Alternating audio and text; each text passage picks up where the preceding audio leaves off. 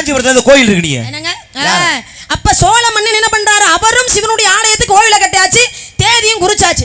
ஆனா சோழ மன்னனுடைய கனவுல போய் சிவபெருமான் என்ன சொன்னாரா? எப்பா உன்னுடைய கும்பாபிஷேக தேதியை மட்டும் மாத்தி வச்சுக்க. எனக்காக இங்க காஞ்சிபுரத்துல என்னுடைய பக்தன் ஒருத்தன் கோவில் கட்டியிருக்கான், அவனுடைய கோவில் கும்பாபிஷேகத்துக்கு நான் போகணும் அப்படின்னு சொல்றார். அப்பதான் சோழ மன்னன் என்ன நினைக்கிறாரு? நம்மளை விட ஒருத்தன் கோயில் கட்டுறான், சிவனே நம்ம கனவுல வந்து சொல்றாருனா அது அப்ப எப்பேற்பட்ட ஒரு ஸ்தலமா இருக்கும் அப்படின்னு இங்க என்ன தேடி போறாரு காஞ்சிபுரத்துக்கு. தேடி போகும்போது பார்த்தா எந்த கோவிலுமே இல்லை. அப்ப கோவிலே இல்லாத காரணத்தினால அப்ப யார் அந்த கோவிலை கட்டியிருப்பா அப்படின்னு விசாரிக்கிறார். விசாரிக்கும் போது அங்கே தான் ஒருத்தர் இருந்தார், சிவனுடைய மிகப்பெரிய பக்தர், பூசலார் என்று சொல்லக்கூடியவர். அப்ப அவர் என்ன பண்றாரு? தன்னுடைய ஆள் மனதுக்குள்ள சிவபெருமானுக்காக ஒரு கோவிலை கட்டினார். மனசுக்குள்ள மணிமண்டபம்னா இப்படித்தான் இருக்கணும், கருவறைனா இப்படித்தான் இருக்கணும், மடப்பள்ளினா இப்படித்தான் இருக்கணும் அப்படின்னு தன்னுடைய ஆள் மனதுக்குள்ளே சிவபெருமானுக்காக கோவிலை கட்டினார்.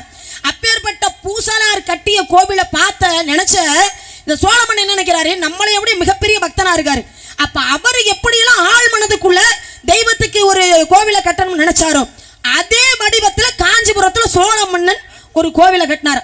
அது முதல் ஆரம்பத்தில் சோழ நாட்டுக்குள்ள தான் இருந்தது. சோழ நாட்டில இருந்து பிரிக்கப்பட்டதான தொண்டை நாடு. அப்ப காஞ்சிபுரம் தொண்டை நாடா மாறிடுச்சு. அப்ப காஞ்சிபுரத்தில் இருக்கக்கூடிய காஞ்சி ஏகாம்பரேஸ்வரர் என்று சொல்லக்கூடிய ஆலயம் மிகப்பெரிய ஸ்தலம் இல்லையா? காஞ்சிபுரத்துல சாதாரண விஷயம் இல்ல.